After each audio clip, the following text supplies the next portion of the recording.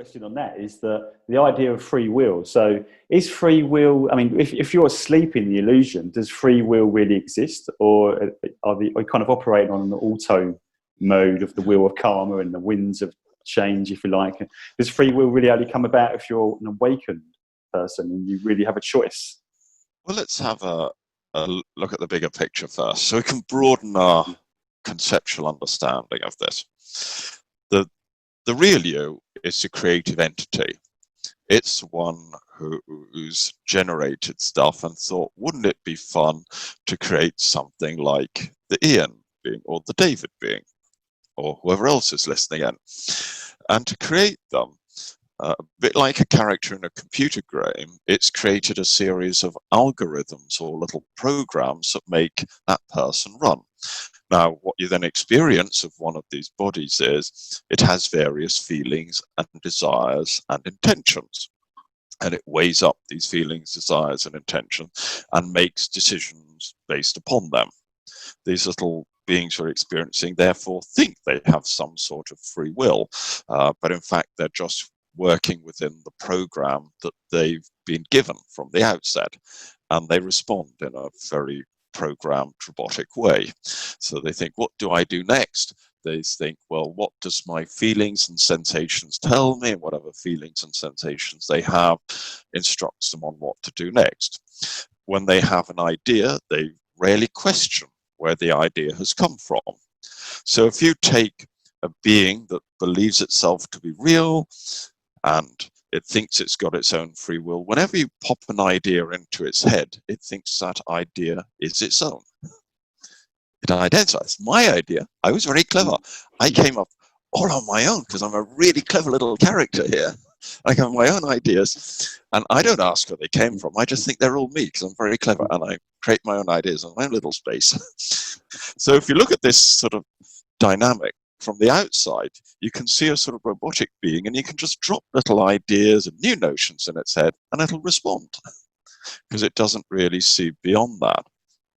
Now, to have a real free will, that little robotic being has then got to start to notice what has generated it and start to interact with it at a higher level. And it can then become connected to the free will decision-making process. It can become a part of it.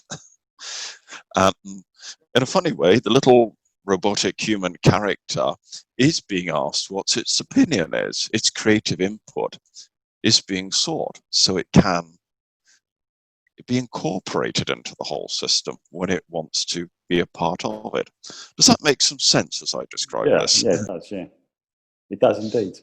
Okay, so I mean, so basically, I mean, the questions I was asking really. So at some point in the character's life of being in the illusion is to become self-aware, but that programming might not always be there. You know, obviously, there's probably lifetimes where the idea is more something else to overcome, maybe bravery or courage or something, or overcome some other personal thing. But at some point in the evolution of that aspect of the soul or the higher self wants to come in and encourage the self-mastery part of it. Yeah. And what you're realizing is it may take many lifetimes of building up these bits of character and personality aspects to develop and tune them where they can function at this very low earthly level. And then when they combine, they can manifest some self-awareness. It might take some building up of them. Because a lovely thing to realize is we often think we're at a sort of low level, and if we get very, very smart, we can get ourselves to a higher level and live in a better world. That's many people's objective. When you go looking on the astral world, it looks like everything's completely the other way around. It looks more like you've been living lives on more advanced worlds. You're a very clever being demonstrating self-mastery. And then one day you say, you know what, I'd like to try it at a lower level. Let's crank up the game level and go down to a low level and see if I can do it at that lower level. So you go down to a lower level, and then you start to rebuild these personality aspects and get them all functional and get them up and running. And after a number of tries, after a number of lifetimes, you start to develop a being that can be self-aware despite being at an extremely low dimension. Isn't that fun? You're It doing is. well. You're even having this conversation.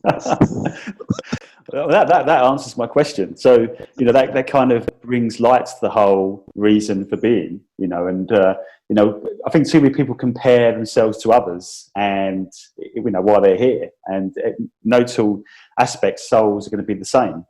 And, because it's trying to understand where I am at the moment. It feels like I just want to know more about the whole reason for being, the higher self.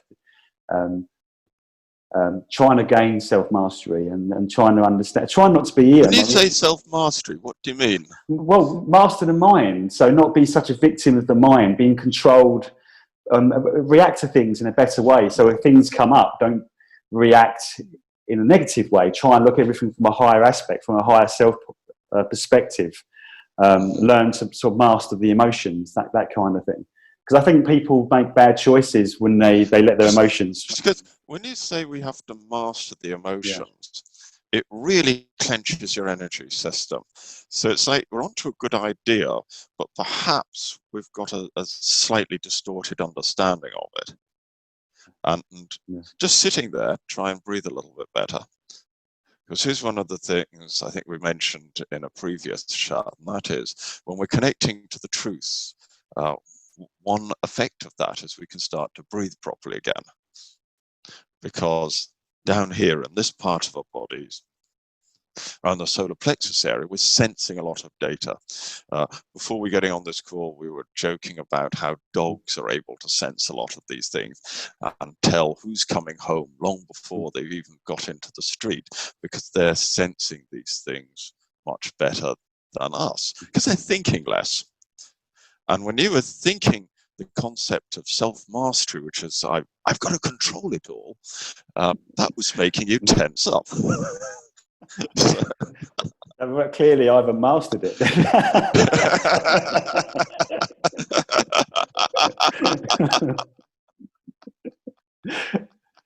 Now, that's the great thing, So to be humbled is the most amazing lesson, anyway. Because there we go. Humility is very important, because if you get caught up in the ego you've created for your human form, if you get lost in that, well, good luck.